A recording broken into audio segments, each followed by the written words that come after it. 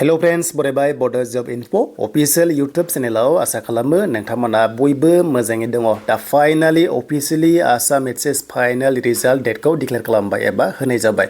दा बयबो जायफ्रानोखि ASSEB final होदों स्टुडेन्टस दङबा रिजाल्टखौ नोंथांमोना चेक खालामनो हासिगोन मा टाइमाव बबे डेटआव जों A to Z नायगोन। बिनिखायनो जाय नोंथांमोना चेनेलाव गोदान साबस्क्राइब खालामना ला जाहाथे लेटेस्ट आपडेट नोंथांमोना मोननो हायो। बेबायदिनो नोंथांमोना मोनदों ASSEB एग्जाम रिजाल्ट्स 2026 जिनोखि ASSEB नि आन्डाराव एबा बर्डनि आन्डाराव 28 एप्रिल खालि नोंथांमोना रिजाल्टखौ नायनो हासिगोन।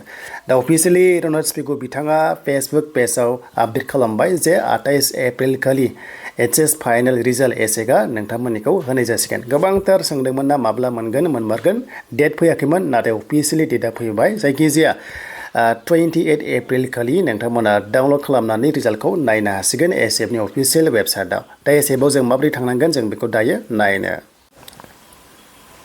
दा बे जाबाय ASSEB नि अफिसियेल वेबसाइट लिंकआ दङ डिसक्रिप्शनाव बेयावनो फैनानै नोंथांमोना रिजाल्टखौ नायनो हागोन आरो अनेकथा वेबसाइट दङ बेयाव रिजाल्टखौ मोनगोन। दा नै नोंथांमोना दाख्लिबावै जिनोखि सेबानिखौ मोनदोंमोन क्लास 10 निखौ एबार HSS निखौ नोंथांमोना ASSEB निखौ बाव क्लिक खालामबानो मोननो हागोन आरो लोगोसे 6 रिजाल्टआवबो मोनगोन। दा जों ASSEB आव फैबाय नै डाइरेक्ट नैबे ASSEB वेबसाइटआ बाव लाबोगोन आरो बे लिंकआ दङ डिसक्रिप्शनाव जाहाथे बेयाव क्लिक खालामबा रिजाल्टखौ नायनो हायो। जायखिजाया 28 खालि फुंखालि एबा 10 AM सोआवहाय 10:30 सोआव ASSEB फाइनेल रिजाल्टखौ नोंथांमोना चेक खालामनांगोन। दा साइडआ बिजि जायखिजाया बाव फैनानै नङाबा नैबे 6 आवबो क्लिक खालामबा बेयावबो रिजाल्टखौ जोङो चेक खालामनांगोन।